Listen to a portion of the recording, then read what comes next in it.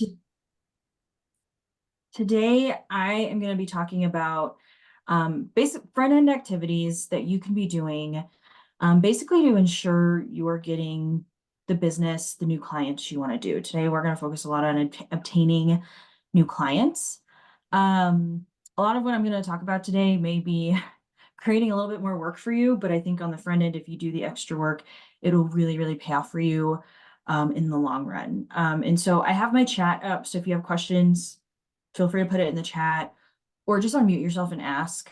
I'd love for today to be conversational instead of just me talking at you all for the next however long. So yeah, unmute yourself, put it in the chat if you have any questions. And hopefully this is helpful. So I just want to start with like a little bit of like kind of why I was thinking this would be helpful. I think that a lot of us as business owners, we are perfect and we are trained within our own craft. And so we know how to do our coaching, how to run, like how to do the business the best way possible.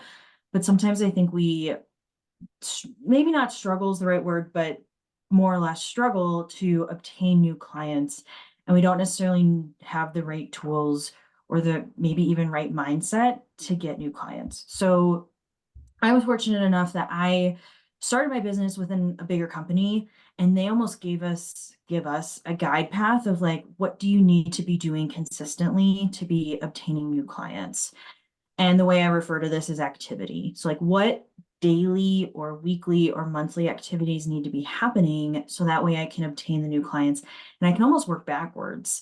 I do this, I've already done this for 2024. I do this every new quarter and just kind of reevaluate where I'm at as to, okay, how have things been going? How has my activity been doing? How have my new client acquisitions been going? And then what do I want to change? What do I need to be doing every day to ensure I'm on the path I want to be on? So that's what we're going to focus on a lot, tracking daily habits so you can have success. Um, so it starts with tracking. So this is where a lot of the work may come in for you if you don't have a tracking system. The first thing you really need to know to be able to be doing your tracking and to be tracking your activity is setting up a systems for yourself. So it's probably going to be time consuming up front. I use a CRM system to help myself with this, but I know you can just use a Google Doc or some people use note cards. However you want to do it, you can do it, but tracking your activity in some way. And what I mean by activity is an activity is reaching out to a potential client, asking them for maybe business or just to have a meeting, an initial meeting where you're telling somebody about your business, more or less asking them to be a client, obtaining a referral, are some of the three main ways you can have activity. And those are really things you can control. So again, it starts with tracking. So, and I think this is one thing that with the holidays coming up, our businesses may be going a little bit slower. And so this is a great time to look at your last year, maybe your last quarter, however long you want to look back. But what were you doing every day to get a new client? And the base of this is what does it take for you from an activity standpoint to achieve a new client? Do you have to, so for me, for example, I'll use myself as an example a lot because I know my numbers really well. I check them all the time. It just helps me be efficient. So for me, for every 10 new people I meet or referrals I get, 3 of them are probably going to take an initial meeting with me. And of those 3 initial meetings I have, I'm probably going to obtain 1 new client. That 1 new client I get, 50% of those meetings, 50% of that 3, or I'm sorry, 50% of that 1 is going to be a new client for me within the next 3 months. The other 50% is not going to be my client until maybe a year from now or even 2 years from now. And so this is going to take a lot for you to track for yourself in your business to know these numbers, but it really just starts of, again, for every new client I obtain, yeah, I'm a numbers nerd, go figure. And so I've been in business, my 5th year is going to be in January. So I have a long track record of this. And I've been tracking this since day one for myself. So even if you start tracking today, you may not be able to know these numbers until a year from now, but it's still really powerful to know. Because now what I know is if I meet 10 new people a week, I basically get one new client every single week because of my 1031 number. So your numbers probably aren't going to be the same as mine. Everybody's going to be very, very different because we're all in different industries. We do our businesses different ways. But if you can find your number of, okay, it takes me this many new clients or this many new referrals, this many initial meetings, then you can work backwards and say, hey, I want 40 new clients this year. So I need to be getting X amount of referrals every week or X amount of initial meetings every single week so I can obtain my new clients. Does that count referrals from current clients or is that the new meetings? Can you ask that? Can you unmute Nicole and ask that? Yeah, no, I'm curious because a lot of my business is from referrals. So I was just curious if your number was inclusive of referrals or like, how do I, or is it you going out and meeting someone new yourself? Does that make sense? That's a really great question. I count them all as one. So if I meet them myself, if I'm referred to them, or even, so for me, I have like I run the internship program. So sometimes interns will be like, hey, I want you to run this meeting. That also counts for me. So it's all like a new name to me, no matter how I get it, goes into that number for myself. That's great. Mhm. I do track though where I get the name from because that's good information to know. And that's another thing to track is, especially for me in the beginning of my business, I was doing a lot of things like spending a lot of time on LinkedIn, going to a lot of online networking and in-person networking and different types of networking. And I was just doing it. And I wasn't actually tracking where I got my referrals from. And so it got to the point where I was getting super burnt out because I just thought I was like trying super hard. And then I took the time to realize, okay, you know what? Most of my referrals come from a group like this or an in-person networking, or actually just taking the time to ask my existing clients for more referrals. And I didn't get a lot of referrals from other types of online networking groups or from LinkedIn. And so now I don't expend as much energy on like online networking groups where it's not like a group like this where you know everybody, but you just show up, or I don't spend a lot of time on LinkedIn because over my period of time, they've proven to not be as fruitful for me. And I know that because I track this person came from LinkedIn, this person came from a client referral, this person came from success and service and whatever. What difference do you find between the other types of online networking groups? Great question, Clarissa. So in this group, and this is really for me, again, everybody's going to be different. But for me, one thing that I've really found in the last year or so is the best way for me to get new potential clients, like I call them like suspects. The best way for me to get suspects is, and that's a funny word, but is to create meaningful relationships with people and not be at a place where I'm figuratively or literally just handing out business cards and gaining business cards. So a group like this, we create, I know, right? So you're right. Like it could be like a clue game. Like it is because I get 10 suspects and one of them is going to be a client and I have no idea which one's going to be a client. Sometimes they surprise me. So it is like a game. But so meaningful relationships for me is what really leads to new clients and good results. So a group like this, we have really meaningful relationships with one another. I've had the amazing opportunity to meet so many of you in person, and the rest of you who I haven't met in person, I'm really hoping to, and we meet once a week and we know each other's faces. Versus there's other groups, especially through COVID, that were really popular where it was like there's like 50 people in the room and there wasn't any accountability whether they came consistently, and it just didn't seem as personal. And so there's in-person networking events like that as well, and I try to avoid those because I can't create the meaningful relationship that I want to create. Let's see. So yeah, so it starts with tracking. So what I mean by tracking is This sounds like a lot of work when I'm about to tell you what I do every single day, but in reality, I've been doing this for a really long time. In the beginning, it took me longer, but now that this has become an ingrained habit of mine, it actually it takes time, but it makes me more efficient overall. So, for example, I'm being like super transparent about how I run my business. Like I don't talk about this usually, but okay. So, for example, for me, I try to do between 20 and 40 reach out calls to people, like asking them to have a meeting with me every single business day. So today so far, I've done 20. For me, typically, if I do 40 in a day, I'm going to get about 5 meetings set, which is also a really good number for you to know. How many people do you need to be reaching out to set an initial meeting? For me, it's 40 equals 5. So today's I've done 20, but I've only set one. But it's, it's the holidays, so it's like a weird time. So it's not really like a good measure. So for every, also what I know, this is so like my numbers are so crazy because they've been tracked for so long and they're so good. Hopefully you guys can get here. But I know for every reach out I do, like asking somebody to have a meeting with me, whether it's a follow-up, whether it's an initial meeting, whatever, I know like I know I make $15 for every time I make a dial or reach out to somebody.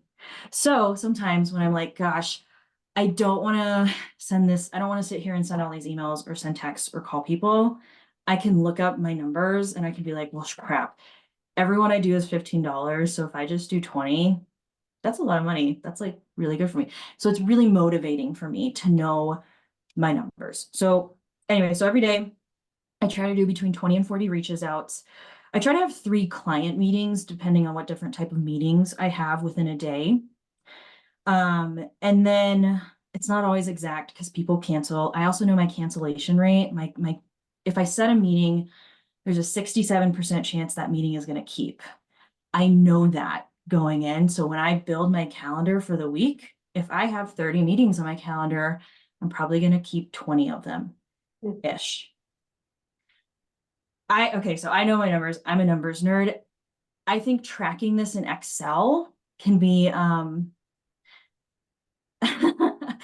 it's listen, I have a lot of help with this because my company, they want us to track this. I take things a little bit further than my coworkers do because for me, knowing my numbers just makes me so much more driven within my own business to know. And it's also for me in the beginning, I would get really disheartened when somebody would cancel on me. But when I take it and look at the numbers of like, okay, I just know 67% of all meetings I set are going to keep, the rest are not. So when somebody cancels, they're just a statistic. It doesn't hurt my feelings anymore.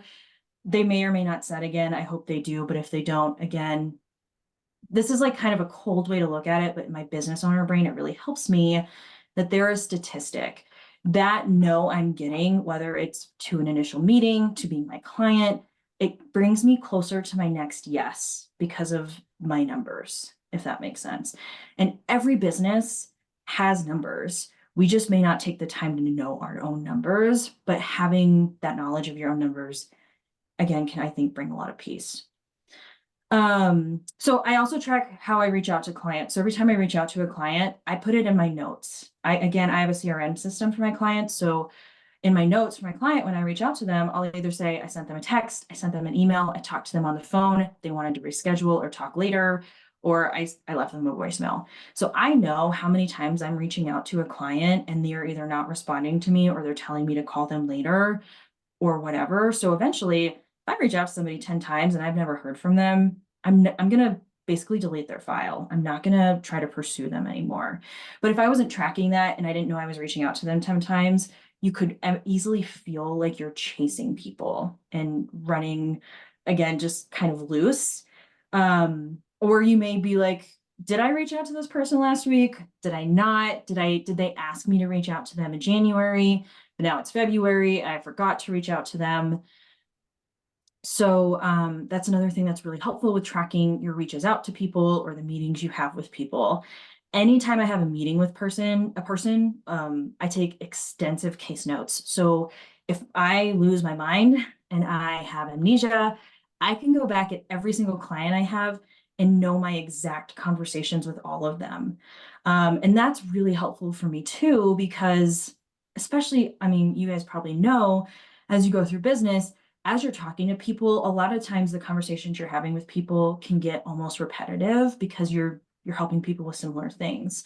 So you may just forget, oh, was I talking to Clarissa about this or was I talking to Michelle about this? I don't remember, but having extensive case notes will really help you with that. I also, again, I said this earlier, I track where my referrals come from, so I know where I want to spend most of my time. Okay, any questions, feelings, thoughts on tracking? This is a big piece of it all. I have a quick question, Noah. Yeah. What CRM do you use? If you're able to share that. Yeah, I am. So Northwestern Mutual, we have our own CRM. They have our own, they don't outsource, they just created their own technology. So my firm owns it basically. But I've heard like Salesforce has good CRM systems. I know people again who use note cards, like each client or prospect they have has a note card and they use color coding. Excel documents can be good for this. But yeah, so mine's just through Northwestern Mutual. Thank you. Mhm. Rachel, I was gonna ask like what other people use. I saw Rachel uses ConvertKit. I'm just curious, Rachel, or if someone else has used something, like what features do you look for or do you like find helpful? Yeah, I think it depends on your business and what, you want it mostly for. I mean, my CRM I use mostly for email and for like creating landing pages and stuff. I'm sure it has a lot more other things in it that you can use. I track a lot of stuff just with a Google spreadsheet. I just find it easier. I just write people's names and it's pretty basic. But I don't definitely do nearly as much as Noah does. Guys, I'm a numbers nerd. Yeah, nobody does as much. I'm definitely not, but I do like how like I can look at like the numbers of like open rates and all that stuff. So Mhm. yeah.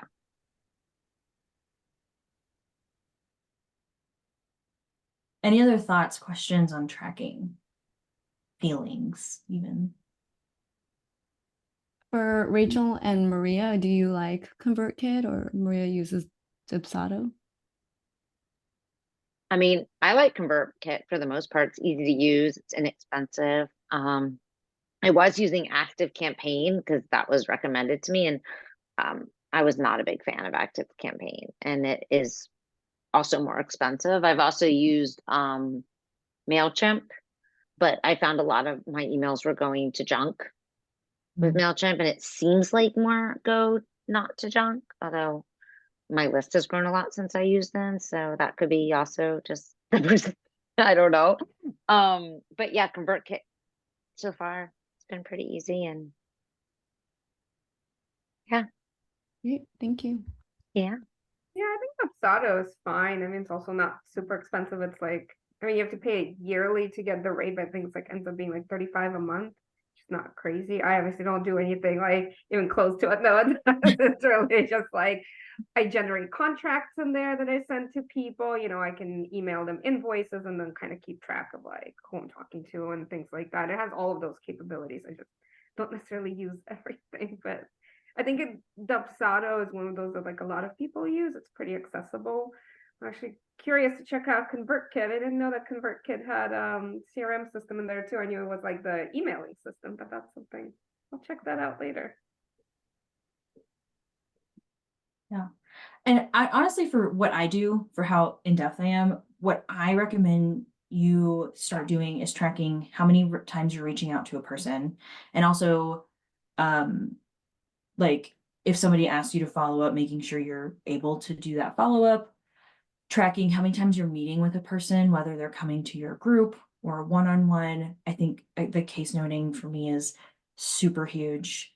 And then also tracking like who is becoming a client versus not. And I don't know if there's a way within your CRM systems to track that, like that conversion rate to client or not. Or maybe you're going to have to do it on your own. Like, again, I know people use note cards where a suspect is one color. And then once they, become a client, they become a different color, and you can just see how many suspects you get versus clients. I saw some confused faces. Am I making sense or no? Okay. Okay. So maybe you end up having to do that on your own. Maybe in a Google Doc could be good, just to see, again, if you can calculate within a given period of time, a month, a quarter. I wouldn't do anything less than a month. Like, how many referrals did you get, whether they were a referral or somebody you met? And then of those people, how many of them became clients? I think that's a really, really helpful number to know. So an Excel document may be good because it'll even tell you, but versus the lines, like there's 100 suspects here. And then within a given period of time, you got X amount of new clients. And then you can just divide, like we got 100 suspects. I got 5 new clients. That just means you need 20 new suspects for every new client. It is a lot of tracking, but I think that number is super helpful to know how many suspects it takes for you to get to a new client. Any other questions, feelings on this page?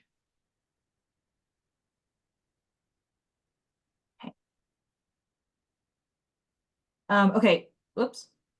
So trends. We've kind of already hit on this, but once you know what your activity is, we can find your trends in the number. And again, I just said this, by knowing exactly what it takes for you to get a new client, you can consistently recreate your process, and then you can work backwards again and know, okay, every month, I want 4 new clients. I want 1 new client a week. Therefore, I need to get this many suspects a week. I need to have this many initial meetings a week, or whatever your like sales process is. And so that way, because sometimes it feels like we're just out there blind. Like, I know I should be reaching out to these people, but I don't know why. Sometimes, at least for me, especially in the beginning of my business, I was like, why am I doing this? Why am I reaching out to people? Why am I trying to have these initial meetings when they're probably just going to say no anyway? Why am I doing what I'm doing? And it can get really disheartening. But then if you know, okay, well, again, for every 3 initial meetings I have, I'm going to get 1 new client out of it. The 2 people who say no hurt a lot less because they're just going to get you closer to that one next yes. And then also, again, sometimes, like if you're going to a networking event and you walk away with 10 meaningful connections and business cards, you can just, it's easy to get in the mindset of like, well, why should I even reach out to these people? Most of these people aren't going to become a client. And the answer is, yeah, they're not. Most of them aren't going to become a client. But I can look at 10 business cards and know one of these people is going to be a new client. And that is extremely helpful for my mindset overall. By knowing the time and effort it takes to obtain a new client, you can decide how many new clients you want within a year, within a month, and then make your daily activity list, your daily activity goal. And so this has really helped me. I know every day I really want to try to set 3 to 4 client meetings. And if I can do that, again, I know I'll be on track to obtain about 1 new client a week, which is really what my goal is. And so that's that, knowing that, it just makes me know like what, I think I actually say it in the next slide, but I know like what a good day's work is for me. And sometimes as a business owner, especially as service providers, things take time, which is my next slide. So I'll just go over to it. Things take time as business owners in the service world. So it can really easily feel like you're putting in all of this effort and putting in all of this work and nothing is coming from it because you're not going to get paid after getting a new referral right away. You're not going to get paid after having an initial meeting with somebody. It takes time for us to get paid as service providers. So I know even if I'm not necessarily getting paid today, I got my meeting set. I did my initial reach outs today and I got a few new suspects today. So it's a really good day's work for me. For me, I focus on one thing, which is meeting set. I just want about 4 new meetings set every single day, whether it's a follow-up meeting, an initial meeting, or anywhere in between. If I can get 4 meetings set on my calendar, again, I know about 2 to 3 of those are going to keep. And then I know that's my day's work. Even if all of my meetings I have cancel, all of my clients cancel on me, I'm not upset because I have my meetings set that I need to get set. So it's just kind of like that mental check for me that I controlled what I can control and my work for today is done. Yes, preventing burnout from not seeing results is the biggest thing. And I think that's one of the biggest positives that comes from tracking your daily activity, because a lot of us spend our time meeting with people, and that's how we generate our income, or having people come to our meetings. And it can be really discouraging when you set something up and nobody comes, or you have a meeting set and people say they're going to come and then they just cancel on you last minute because life happens. You have to be understanding of that. And again, if they're just a statistic, it's a lot easier to accept that and not take it personally. Another thing that's really good to know is your sales cycle. So like I said, my numbers are 10-3-1, but that one could even take 2 years to actually become my client, because a lot of my job is catching people at the right time for when they're on the right track financially, because I deal with money. So even if people have the best intentions and really want to work with me, if it's not the right time for them, there's nothing anybody can do about it. So also knowing how long is the average time for somebody to become a new client. For me, my average is 3 months from the time I get their initial name, I initially meet them or whatever, to me getting paid is about 3 months. Again, that can go as long as 2 years. Sometimes it only takes a month, but my average is 3. So I don't expect anything more than that. Honestly, if it's 3 months, I'm pretty happy about it. This can also help you improve your efficiency. So for you, if it takes you 6 months to obtain a new client, do you want to bring that number down? Do you want it to be closer to 4 months, a month, whatever? And so just knowing how long it takes for you on average to obtain a new client, from getting their name to the close, more or less, it's really helpful for you to see if you want to bring down that efficiency, maybe by reaching out to them more, maybe by just asking for their business more often, whatever. Questions, feelings, thoughts on anything I've said so far, on any of that?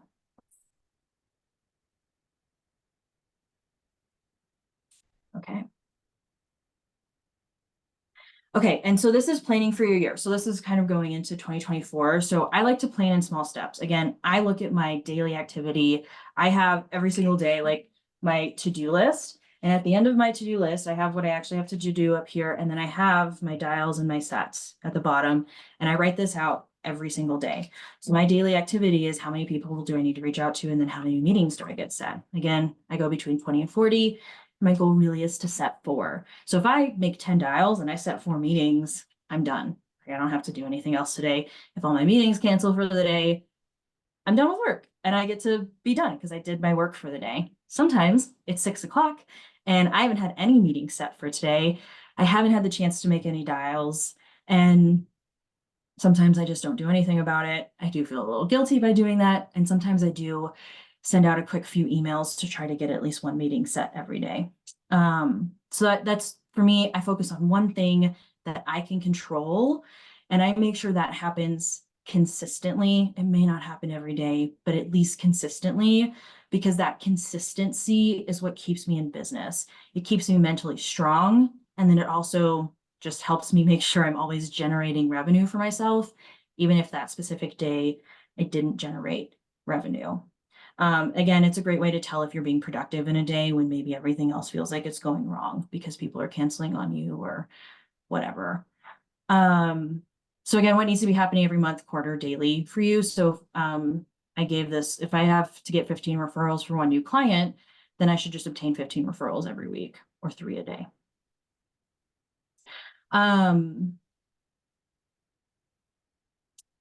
Feelings, thoughts on just like the year, planning out the year, or planning out your day. Is this helpful so far?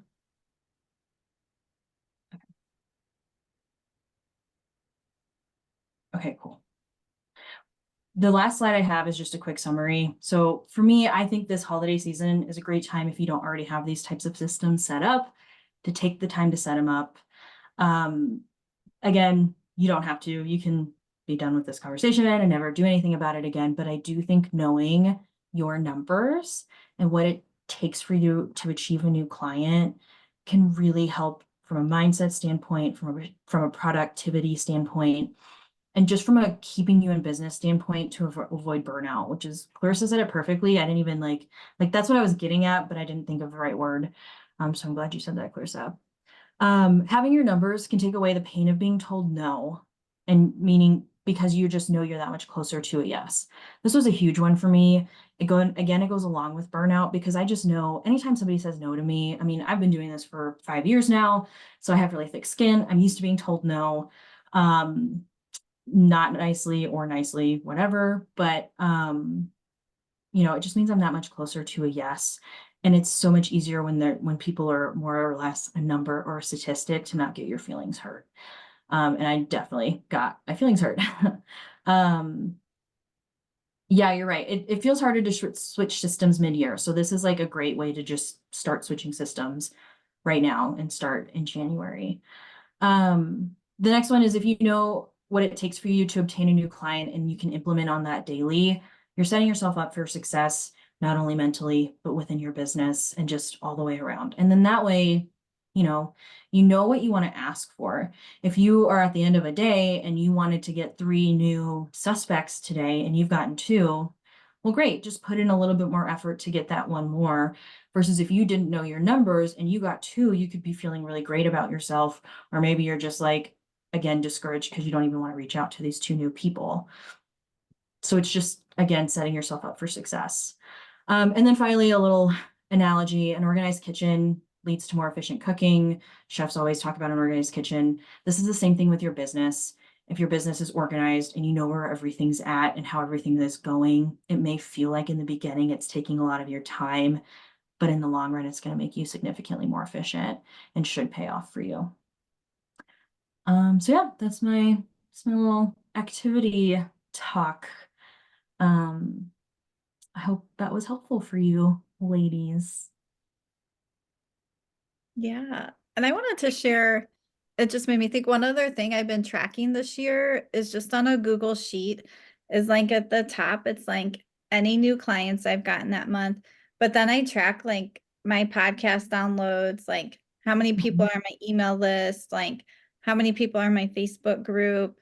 I do Pinterest, like, so I track some of those, and then I have like my income for the month at the bottom, because a lot of my business isn't like, I want people to come through my podcast. And then it's like, well, what's working on my podcast? What episodes have been listened to more?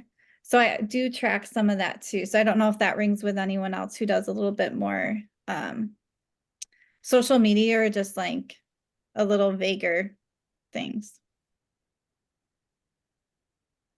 I think that's a great idea because as somebody, I mean, I don't post very much on social media, but there are ones in which, like, there was a lot of engagement. And if I were to say maybe like work with Heather or something for ads, it's like, which ones can I tie into the ad? And so, yeah. Now other people here have podcasts too, like Helen and Rachel. So it'd be cool to see like which episodes to capitalize on.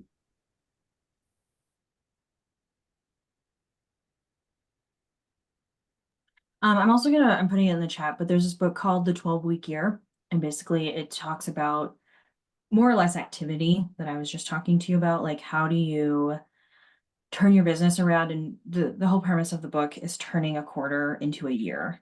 So within a year, you're basically doing the work of 4 years. But it's not like you're working significantly more. It's just you're being more efficient with your time, because there's a lot of things as business owners as well that feels like we're working. But if we don't know how this is going to pay off for us, it may not actually pay off for us at all. So that's another thing too. Yeah, so I have a question. How, okay, just trying to think of how to phrase this. So I know that you have like a natural attraction to numbers and doing kind of this front, like, and back end stuff. I think there are probably lots of people here who do not have that. Yeah. And so even for me, I'm someone who doesn't really mind menial things. It just seems like a lot to chew on, right? And so if you have any tips on how you were able to get this into a ingrained habit. I would start small. So I talked about a lot, but just like, one, knowing your number of how many initial meetings or suspects you need for a new client. Honestly, to me, that's my most important number for myself. Also, so if you just want to start there, then just start there.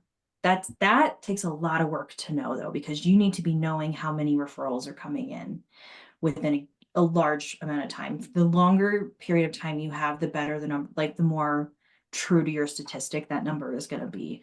And that's a lot of work to know. So maybe you can't know that, and then you start tracking your suspects, your referrals now. And then you'll be able to know a year from now, maybe a quarter from now, but again, the longer the time period, the better. So maybe you just start tracking the referrals that come in a Google Doc, and then once a quarter. You don't have to track. I really only look at my numbers about once a quarter. Or maybe you just do every 6 months or every year. As long as you're consistently tracking the suspects that come in, then you can go back and see, okay, of these suspects, who has become a client. And really, if you just track your suspects at this time next year, all you got to go through is you'll know who's a client. So you just pick out those names. So then you just see, okay, I got this many suspects and this many new clients. So to me, that's my biggest number. And then if you're wanting then to take the next step, then you can go into, like, for me, again, I track every single time I reach out to these people, and that would probably be the next step of tracking when you're reaching out to them, what their response was, and then if they took a meeting or not, basically. So that's probably the first two things I would do. Okay. Thank you. Yeah. Was that helpful? Yeah, it was helpful. I'm curious to know if there's anybody here in where there might be some kind of resistance that's coming up to a system like this, and what that might be saying, and like how we can coach each other through that. I mean, I don't know if resistance is even the right word, or like hesitations, or just any feelings when it like blocks to being able to implement a system like this. Because it can come across as impersonal, for sure. Mm-hmm. Yeah. So Kim was just saying it feels overwhelming. Yeah, which I get. Like, I mean, I'm using a bunch of Noah's tools, and this is still overwhelming to me too. I mean, Yeah, so it Yeah. makes me think like, so I actually do track my referrals and kind of what I do with them, and then if they've converted to a client, but I don't, it's more of a passive tracking. Like I don't have a system where I say, okay, I've only gotten X amount of referrals this month, so therefore I have to seek more. It's more of a passive than an active sort of tracking. But it makes me really curious about, and Helen, you might be able to speak to this, but like if like understanding your human design, or how you work and how this fits into what type of systems to use, because I'm listening to Noah and I'm like, she's amazing, like this is so efficient, but this just doesn't feel in alignment with me or how I work. But so there's like this line of like, well, is that just me being more in my wanting to be in my visioning and creative mind, and not bringing it down to the ground? Or is it I actually just work differently, right? And like doing it that way might completely burn me out, right? So it just makes me really curious. I don't know the answer to that necessarily. I think I'm still figuring that out, but it makes me curious about how we can work with our own energy and human design to be more efficient in our business, if that makes sense. Now, Helen, do you have anything to say to that? You're more the HD expert here. I was also wondering the same thing, because yeah, no, I can see the wisdom in what you're sharing, but it's like everything inside me is like, nah, no way. And I think that when we get presented these things, that there is something to be taken out of it. Like maybe it's to note that there are like the 80-20 principle that is a truth seems to come up when I was listening to Noah. So there is like, Noah did say in a few of her examples, like she figured out by doing this tracking that if she just does this work that is the 20% of it, she gets 80% of her results. So there's something to that truth that would work with each of our energies. I think. Yeah, I do think that's helpful because again, I think this method can seem very impersonal, like robotic, more or less. But for me, it's really allowed me to work, like you just said, Helen. I work significantly less than a lot of my coworkers. I do a lot less of reaching out to people because I have figured out my avenues. So my reaching out to people versus getting them a set meeting, basically, my number is significantly lower than my coworkers for the amount of reaches out I have to do. And then my income per reaching out is significantly higher than my coworkers because of that. And again, this is a little robotic the way I'm doing it. And that may not be for everybody. So yeah. No, I do think that you have an amazing ability to encompass both like the relationship and like the warmth and also like the numbers and the logic, right? And I think just like in our professions as healers, which all the rest of us are, we're kind of leading towards the like a different division of those sides of us. But I think it's really nice to see that you model this balance between the two. Yeah, I mean, it's an interesting question, Nicole, like how much of what I'm, because even like me, like I'm feeling some of like, like this is like, I don't know how I'm gonna even like actually put this into practice. Although I see the importance of it and I really do admire Noah's consistency and sustained effort with this, even if it feels like drudgery, right? And so I'm also wanting to contemplate if this is my own, like needing to get past like what feels easy, how much of that is, and like how much of it is just like the way I like to do things, so yeah, maybe that could just be what we sit with. It's what we can take away that might feel aligned to us, and like where if we do have these things that come up, where is it coming from? Yeah. Yeah. If anybody has any follow-up questions on it, feel free to reach out.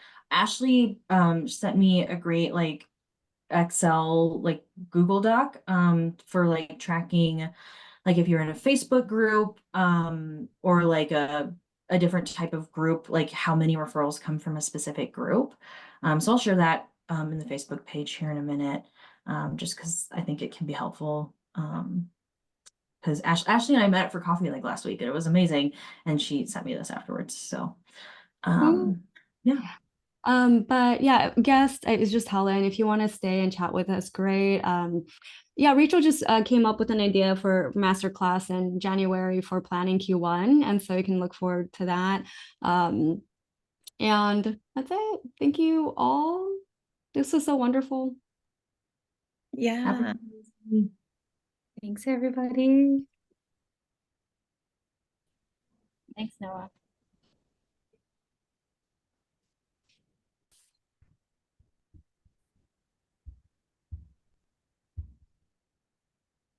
Oh, okay. So Ellen left. That was really good, Noah. Thank you. Yeah, hopefully it was helpful. Again, so my brain wouldn't have even thought people would have been scratchy about it, but I really liked the responses I got. So Mm. yeah. No, I mean, I don't think it has anything to do with your tools. I think it's just like it feels hard like for us to just yeah. Everybody I talk to about this says it's really like, I don't know, it's just the way my brain works. But yeah, it is really hard. So And I think even just the whole idea, like hearing your numbers and how long it takes to convert people, like was powerful too. Cause we all Mhm. get like, tired of this. Yeah. And I think that's the biggest thing that really helps me on down days is knowing, yeah, like of course I mean, if I look at what I did 3 months ago, if I'm feeling slow right now, I probably was on vacation 3 months ago or something. And it's good to know that. So And I Yeah. don't know about you. I mean, definitely compared to my business, it sounds like you talk to a lot more people. So I don't know if that's just different for us who are more like coaches too. everybody's going to be very different than me, I think. Yeah. But mhm. Yeah. No, but it was good. I think it was good for you to also point out that that like you do work significantly less than other people, because even if that's like not our flow of the way that we want to do things, I mean, I know personally, like there are people in our group that feel like they're working a lot and not making any money and questioning Yeah. how they're going to make this sustainable. And so I think being able to hear, like, even if they just took a little nugget out of that, like maybe Mhm. that they could just work a little bit less and make more money could be really helpful. Yeah. Yeah. Because Yeah. unfortunately, I think one issue of a more like flowy kind of a way of working, it doesn't really, well, it's hard to say. I think we've had conversations about this. It's like a patriarchal society, right? And where it's like if it's like more feminine and flowy and like, you know, it's just the way people are conditioned, like our potential clients are conditioned, and somehow sometimes we just have to gotta play the game to game the game kind of a thing. Yeah. Yeah, because this system's very rigid, type A, but for me at least, it allows my brain the freedom to like, Yeah. like I don't have to think about when to reach out to somebody because my system tells me when to do it. So that's so nice. Yeah.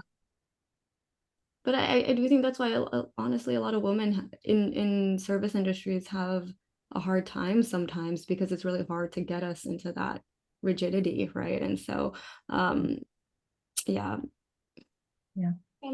kind of unfortunate, but the way it is. And I mean it can allow for more like freedom later if you Yeah. It's expand. almost like militant, like the military says, like you have to be militant in something so you have the freedom.